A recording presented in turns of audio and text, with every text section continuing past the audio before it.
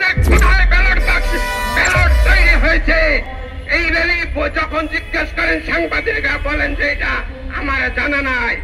আগামী নির্বাচনেও যদি এরকমের হওয়ার সম্ভাবনা আছে, আমরা জাতীয়তাবাদ এবং মধ্যম সাহেব অথবা ইসলামের স্বাধীনতার জন্য আজকে যারা রাজপথে কথা বলছি, আমি বলতে চাই এই ধরনের বালক সুলভ বাক্য আমরা শুনতে চাই না। অনভিপ্রেত এবং অনাকাঙ্ক্ষিত জাতীয় নির্বাচন অনুষ্ঠিত হবে এই বাংলাদেশের সার্বভৌমত্ব রক্ষার জন্য সেনাবাহিনী নিয়ন্ত্রণে।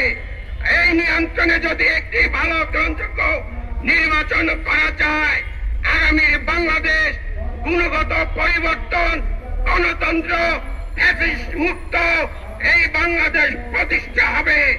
যে প্রতিষ্ঠার জন্য জনগণের দীর্ঘদিনের যে 16 বছর আন্দোলন সংগ্রাম এই প্রতিষ্ঠা পাবে।